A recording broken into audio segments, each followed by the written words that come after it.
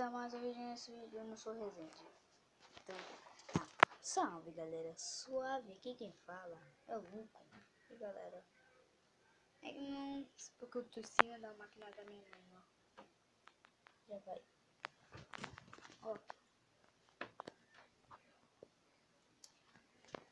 Eu tô junto com a Esther. Ai, parece Esther, né? Diz aí. Oi, pessoal do YouTube, deixe seu like, adicione os favoritos para ajudar o canal. Não se esqueça de mandar para os teus amigos.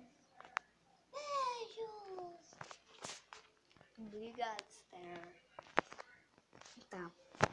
Eu não sei o que eu vou fazer nesse vídeo. Porque eu não quero deixar os meus inscritos assim sem vídeo. Por isso, hein? E também eu tenho um amigo chamado de vários amigos, lógico.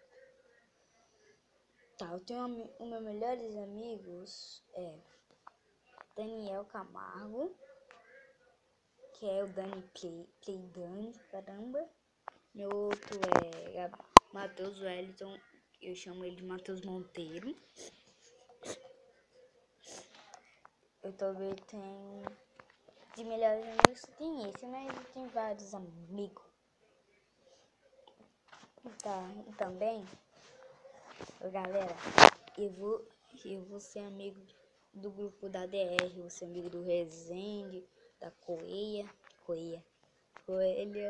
eu sou amigo de vários, do Resende, que eu já falei, vários, porque eu vou lá pra festa de 1 milhão de inscritos.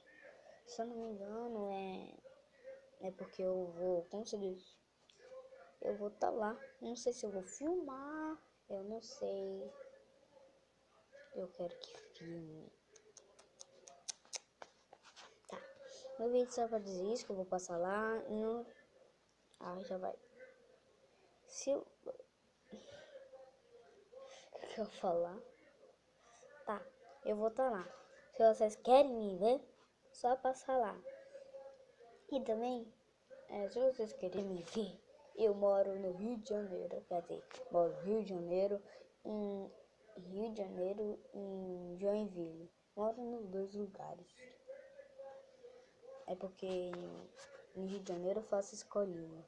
Aí eu fico 15 dias lá na escola e 15 dias aqui nessa escola. E só pra avisar, eu moro... Não vou dizer.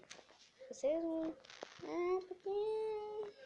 Vocês sabem o que acontece. Eu disse que vão espancar meu porta aqui. Eu quero... Não sei o que eu tô fazendo. Eu quero autógrafo do Jeremias. Falei meu nome, que droga. Eu quero até muito. Aí depois vai ficando troncho e eu vou ficar Nossa, vou ficar madrugada, tá?